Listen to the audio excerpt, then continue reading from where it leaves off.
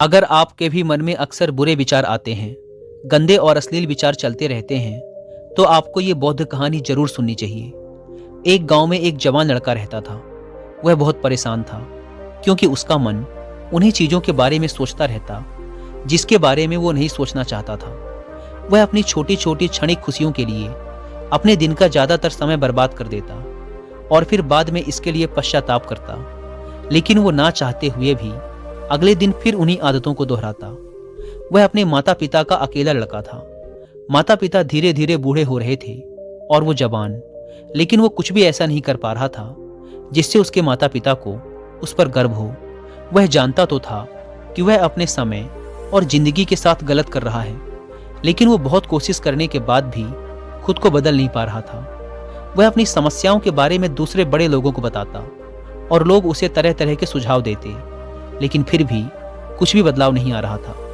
अब तो उस लड़के को भी ऐसा लगने लगा था कि उसका बाकी का जीवन ऐसे ही मानसिक बोझ और बुरी आदतों के साथ बीतने वाला है।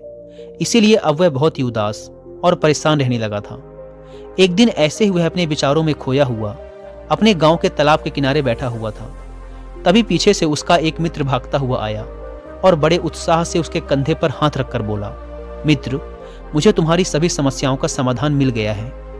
अपने मित्र के मुंह से यह बात सुनकर वह लड़का बहुत खुश हो जाता है और पूछता है, क्या समाधान मिला मेरी समस्याओं का?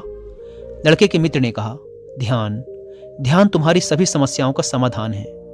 लड़के ने कहा, यह ध्यान क्या होता है? मित्र ने कहा, कल हमारे गांव में एक बौद्ध भिक्षु भिक्षाटन के लिए आए थे।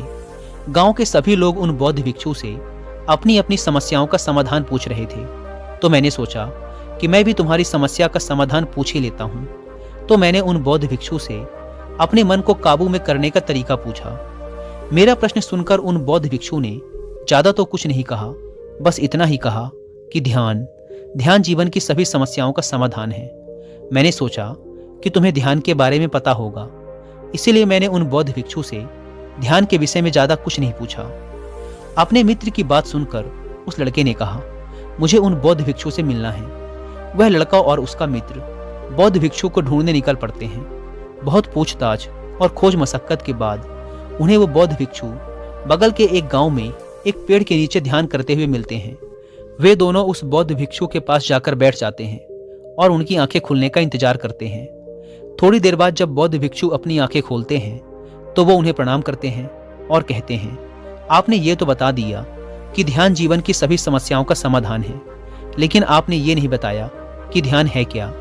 बौद्ध भिक्षु ने कहा, ध्यान क्या है इसको मैं शब्दों में समझा पाऊं इतनी मुझ में सामर्थ्य नहीं, लेकिन अब क्योंकि तुम लोगों ने प्रश्न किया है तो मुझे कुछ ना कुछ तो बताना ही पड़ेगा। तो सुनो, ध्यान का मतलब है ना कोई प्रश्न, ना कोई उत्तर, ना कोई विचार और ना ही कोई भावना। यह एक ऐसी स्थिति है जो हमारी वास्तविकता से हमारा परिचय करवाती है। इस स्थिति में पहुंचकर व्यक्ति के अंदर कोई भी प्रश्न, कोई भी उलझन शेष नहीं रह जाती, क्योंकि उसके सामने सब कुछ स्पष्ट हो जाता है। उसे इस जीवन की व्यर्थता का पूर्णतः आभास हो जाता है। लड़के ने पूछा, लेकिन ध्यान की ऐसी स्थिति को कैसे प्राप्त किया जा सकता है? बौद्ध भिक्षु ने कहा, ध्यान करना बहुत आसान है। क्या तुम्हें बैठना आता है? लड़के ने कहा, हाँ, मैं बैठ सकता हूँ। बौद्ध भिक्षु ने कहा, कितनी देर तक बैठ सकते हो? लड़के ने कहा, ऐसे तो कभी आजमाया नहीं, लेकिन जितनी देर तक चाहूँ उतनी देर तक बैठ सकता हूँ। बौद्ध भिक्षु ने कहा, रोज 1 घंटा आंख बंद करके सीधा बैठना है। लड़के ने पूछा, कब और कहाँ बैठना है? बौद्ध भिक्षु ने कहा, कभी भी और कहीं भी, बस जगह शांत और एकांत होनी चाहिए।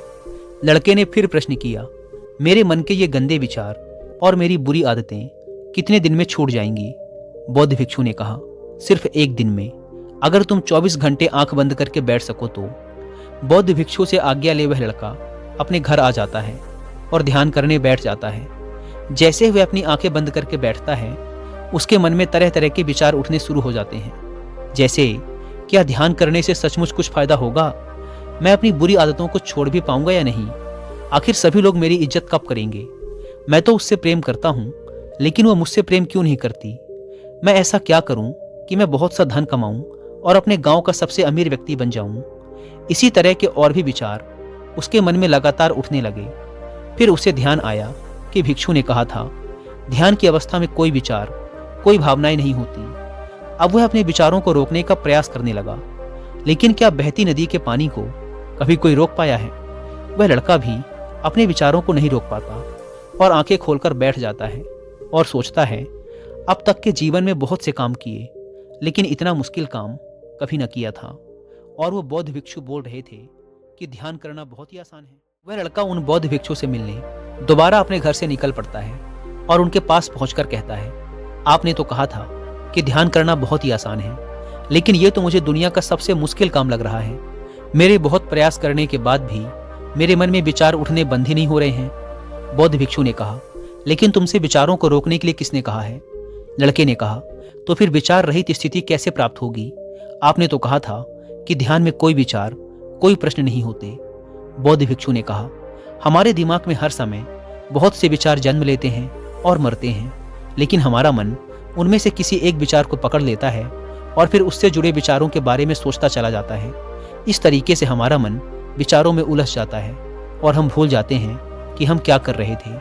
जब तुम ध्यान करने बैठोगे तो तुम्हारे दिमाग में भी बहुत से विचार उठेंगे और खत्म हो जाएंगे, लेकिन तुम्हें किसी भी विचार का चुनाव नहीं करना, बस उन्हें देखना है। तुम्हारे मन में विचार उठेंगे और खत्म हो जाएंगे।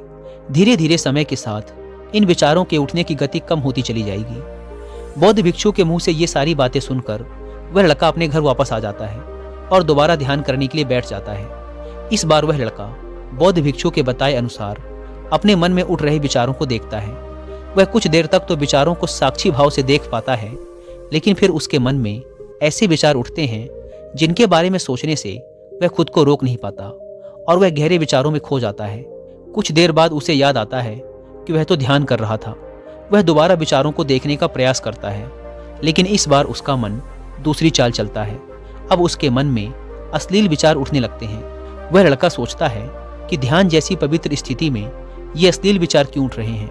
वह अपने मन में उठ रहे अश्लील और गंदे विचारों को रोकने का बहुत प्रयास करता है, लेकिन वो उन्हें रोक नहीं पाता। उसके मन में लगातार बस ऐसे ही विचार उठ रहे थे।